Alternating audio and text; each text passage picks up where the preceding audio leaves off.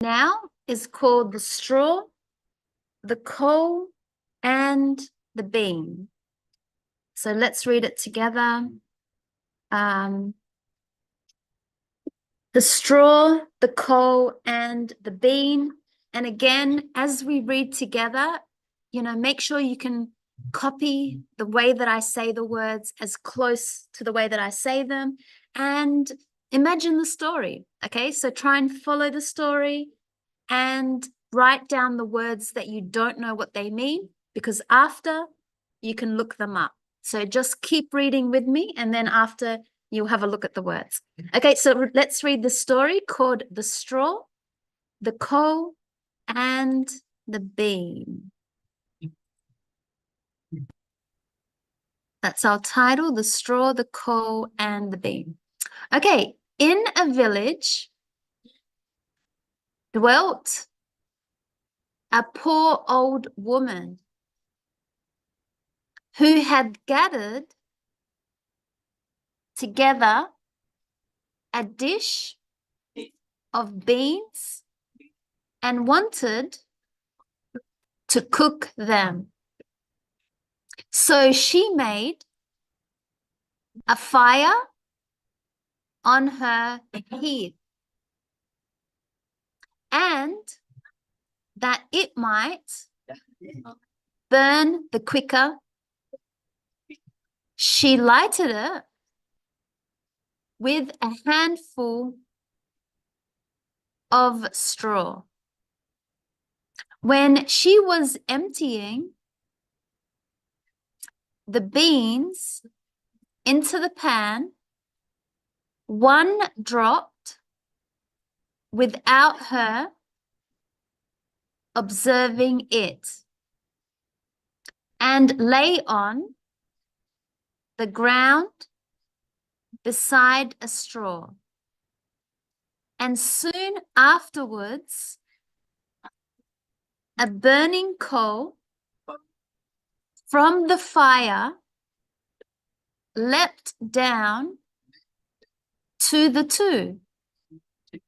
Then the straw began and said,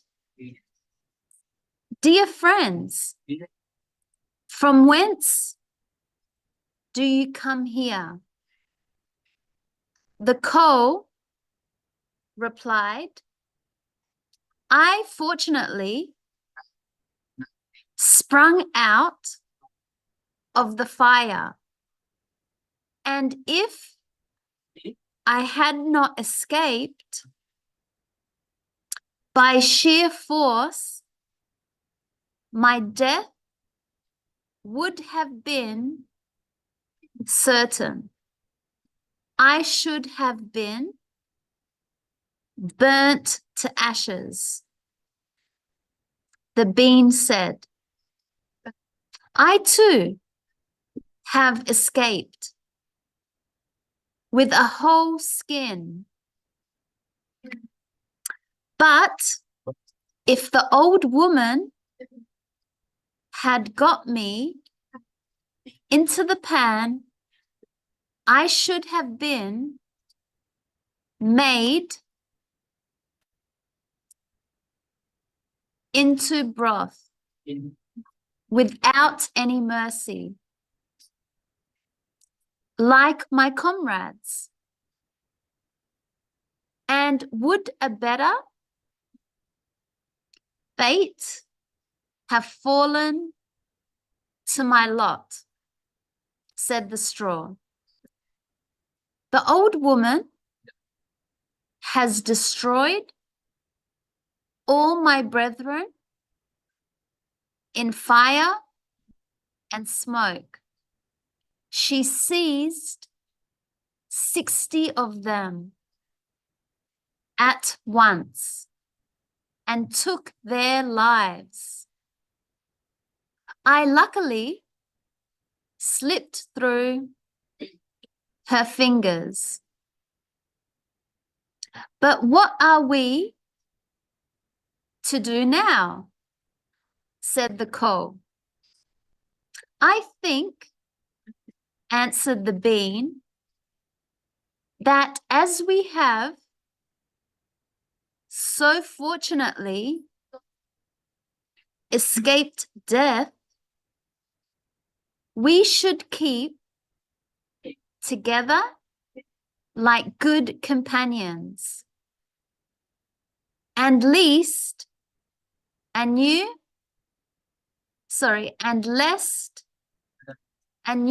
mischance should overtake us here.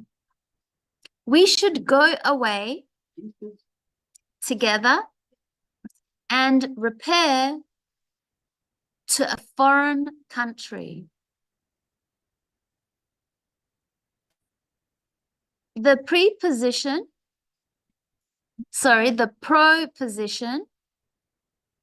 pleased the two others,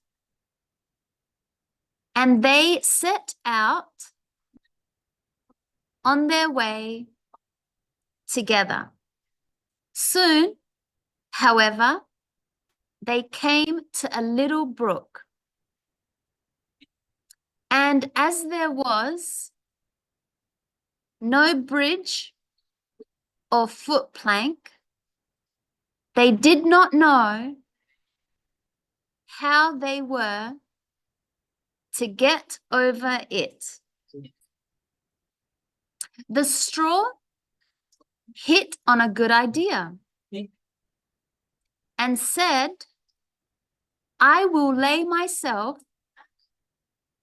straight across, and then you can walk over on me as on a bridge.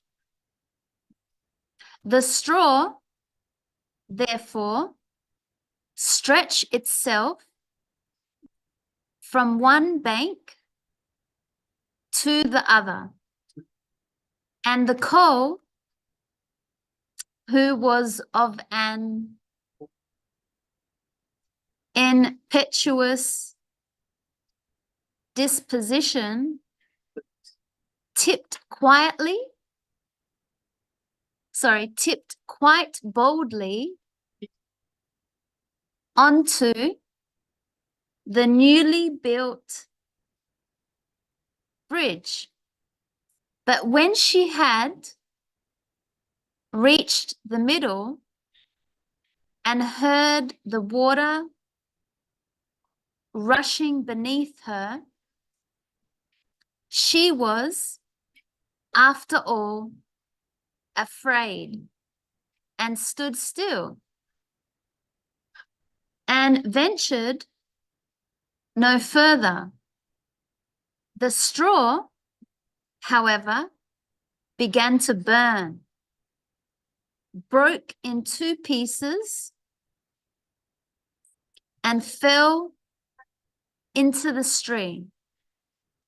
The coal slipped after her, hissed when she got into the water, and breathed her last. The bean, who had prudently stayed behind on the shore, could not but laugh at the event, was unable to stop, and laughed so heartily that she burst.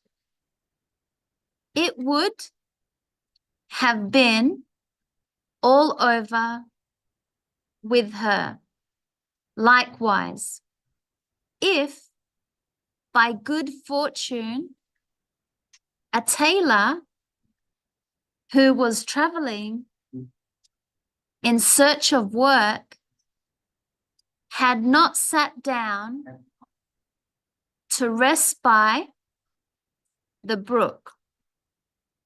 As he had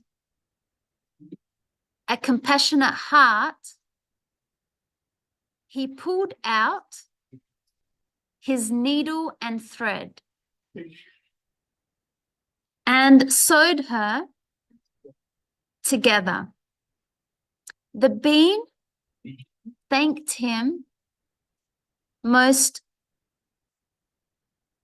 prettily, but as the tailor used black thread, all beans since then have a black seam.